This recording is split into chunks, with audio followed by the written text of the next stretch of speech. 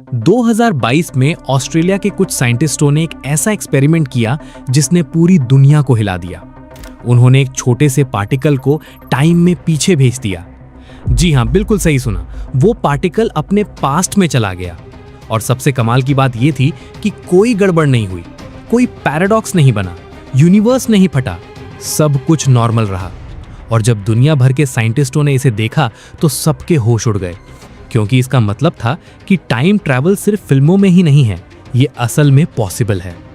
लेकिन यहाँ पर सबसे बड़ा सवाल ये है कि अगर टाइम ट्रैवल इतना ही पॉसिबल है तो हम अभी तक टाइम मशीन क्यों नहीं बना पाए?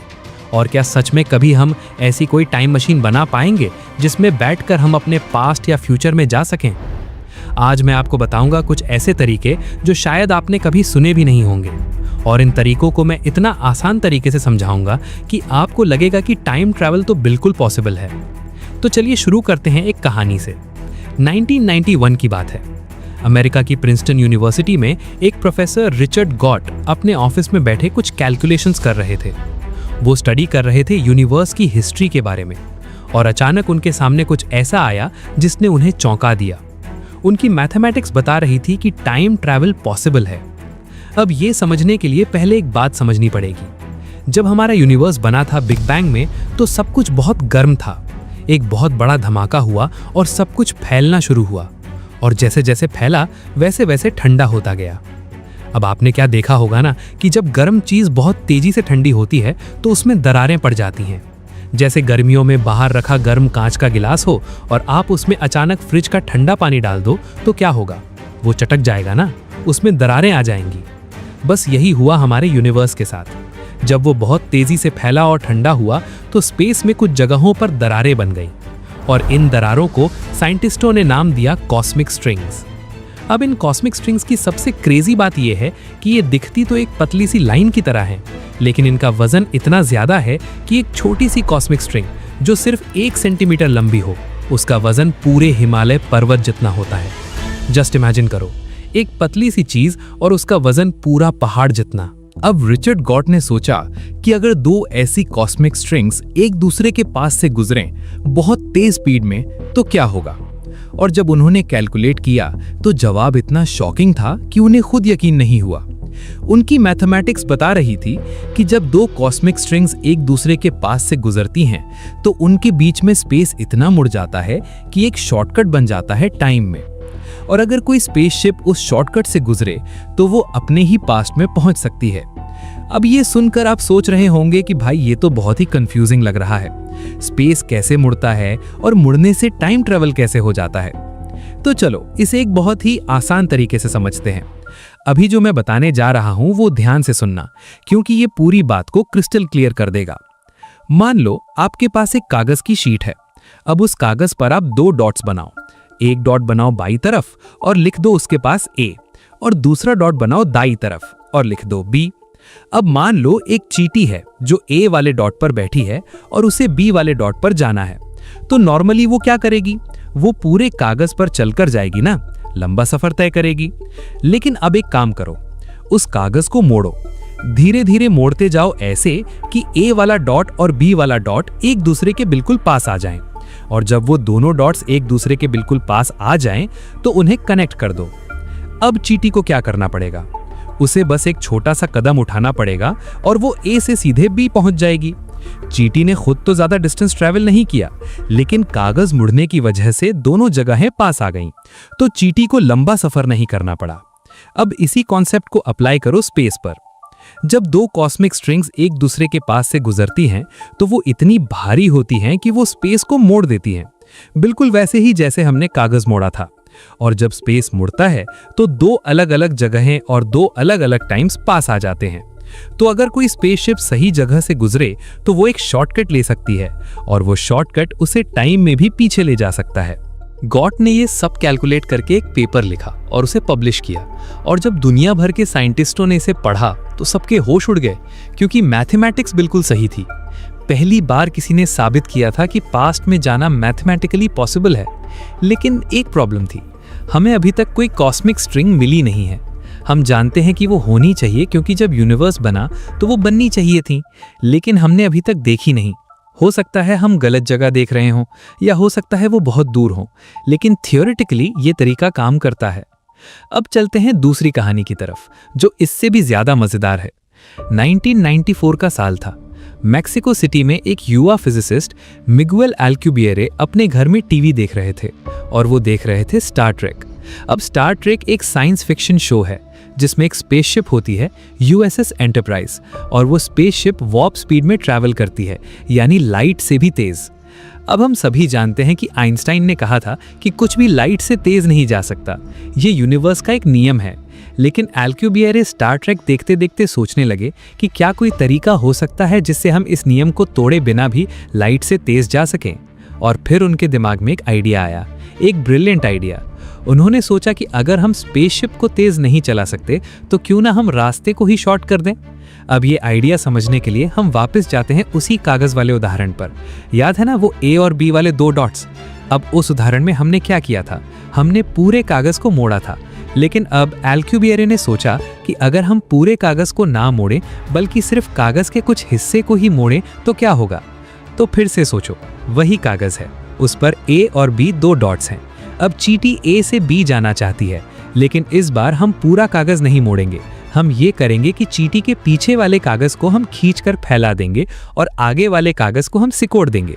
तो क्या होगा, जब पीछे का कागज फैलेगा तो वो चींटी को आगे की तरफ धकेलेगा, और जब आगे का कागज सिकुड़ेगा तो बी वाला डॉट चींटी के और पास आ जाएगा।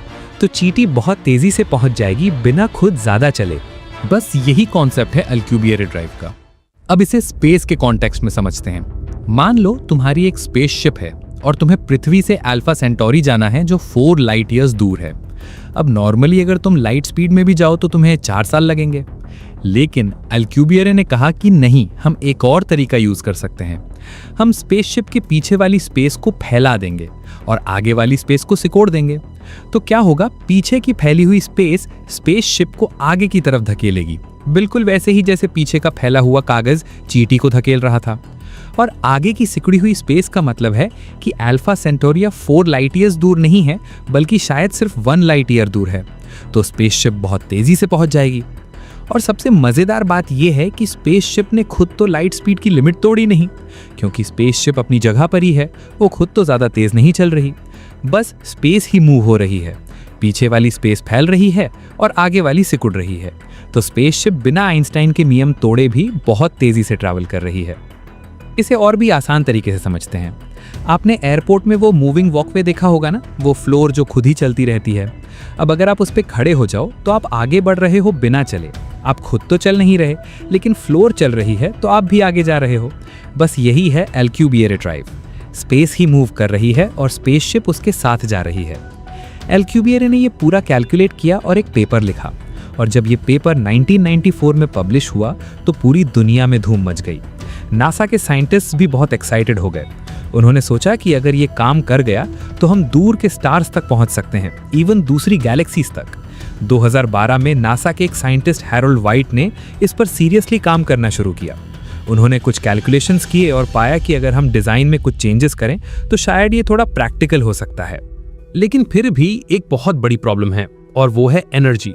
स्पेस को फैलाने और सिकोड़ने के लिए बहुत ज्यादा एनर्जी चाहिए। कितनी? इतनी कि शायद हमारी पूरी गैलेक्सी में मौजूद सारी एनर्जी भी कम पड़ जाए। और सिर्फ एनर्जी ही नहीं, हमें एक स्पेशल टाइप की एनर्जी चाहिए जिसे नेगेटिव एनर्जी कहते हैं। अब ये नेगेटिव एनर्जी क्या भला है? देखो, नॉर्मल एनर्जी तो हम सभी जानते हैं। बल्ब जलती है तो एनर्जी यूज होती है, गाड़ी चलती है तो एनर्जी यूज होती है। लेकिन नेगेटिव एनर्जी एक अलग ही चीज है।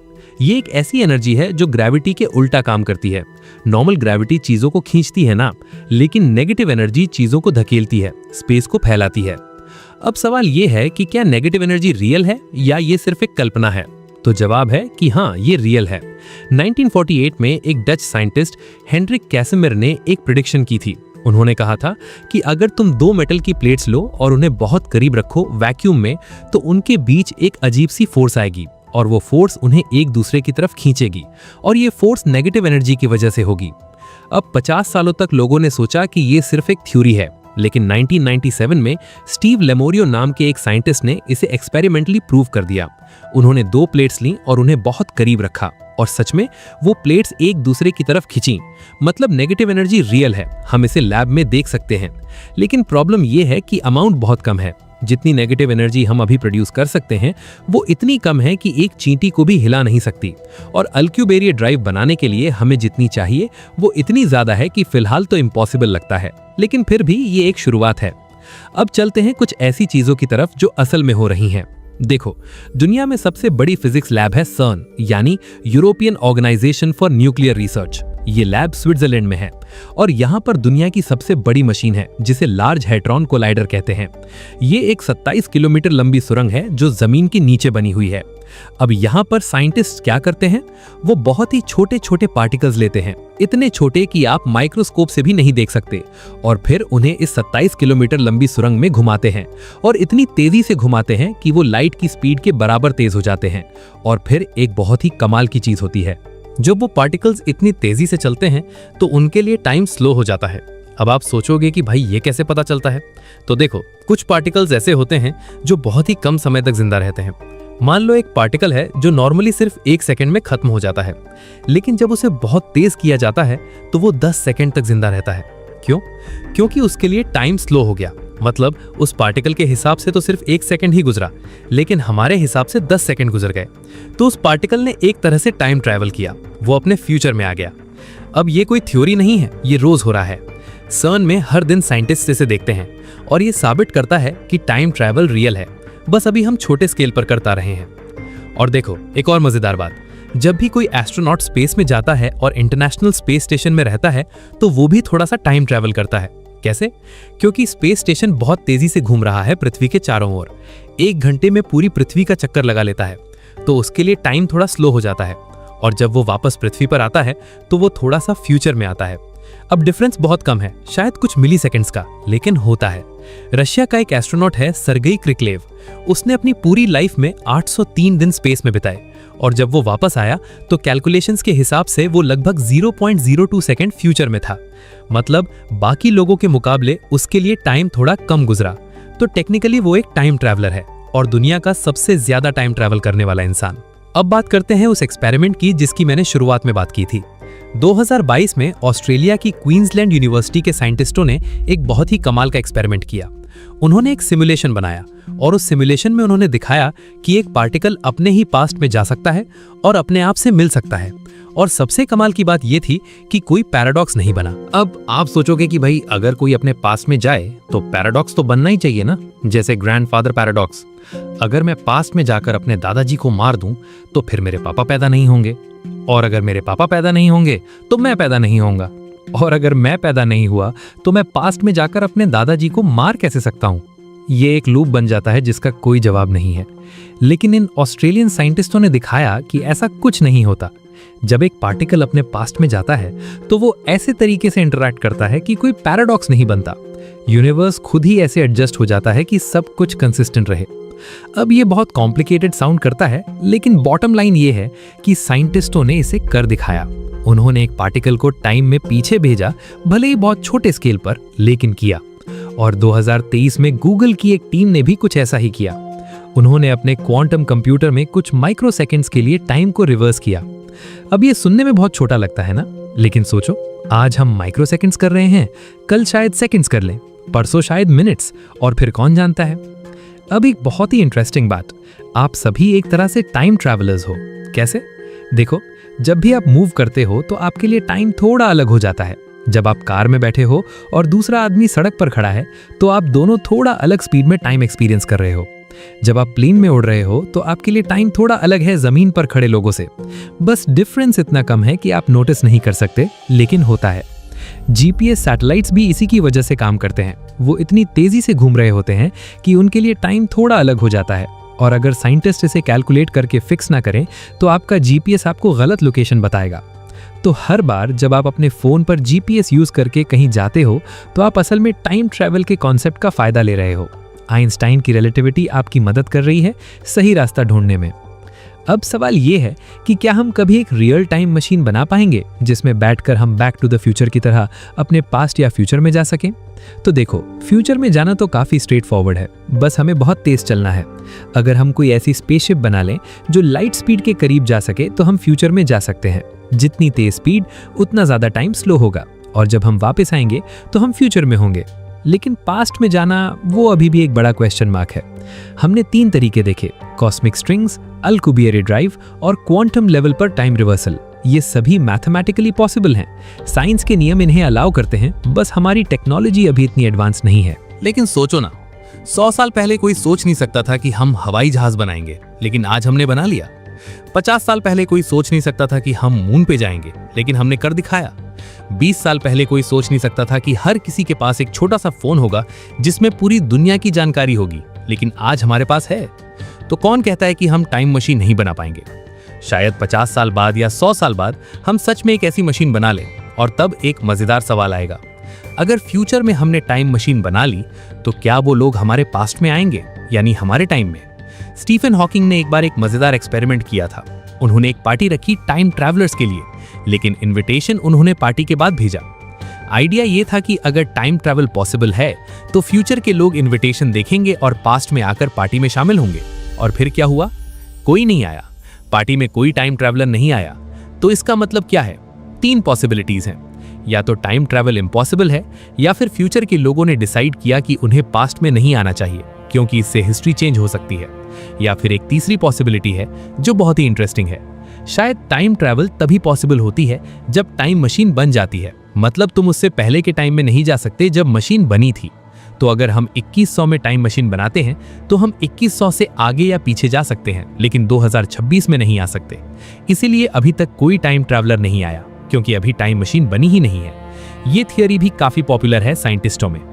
तो दोस्तों, अब आप बताओ, क्या आपको लगता है कि टाइम ट्रैवल पॉसिबल है? मेरे हिसाब से तो बिल्कुल पॉसिबल है। ना सिर्फ थियोरेटिकली, बल्कि हम छोटे स्केल पर इसे कर भी रहे हैं। और जैसे जैसे साइंस और टेक्नोलॉजी एडवांस होगी, हम शायद एक दिन रियल टाइम मशीन बना लेंगे। तब इंसानियत का एक बिल्कुल नया चैप्टर शुरू होगा। हम अपने पास्ट को देख सकेंगे, हम अपने फ्यूचर में जा सकेंगे। लेकिन एक बात याद रखना, टाइम ट्रैवल अगर पॉसिबल भी हो गई तो भी इसे बहुत सोच समझकर यूज करना होगा, क्योंकि छोटी सी गलती से बहुत बड़ा नुकसान हो सकता है। तो अगर इस वीडियो से आपको कुछ नया सीखने को मिला तो एक लाइक जरूर करना और चैनल को सब्सक्राइब कर लेना, ताकि ऐसी और भी इंटरेस्टिंग वीडियोस आप मिस ना करें। कमेंट में बताना कि अगर आपके पास टाइम मशीन होती तो आप कहां जाना चाहते, पास्ट में या फ्यूचर में, और क्यों। मिलते हैं अगली वीडियो में एक नए टॉपिक के साथ। तब तक के लिए स्टे क्यूरियस, कीप लर्निंग। जय हिंद।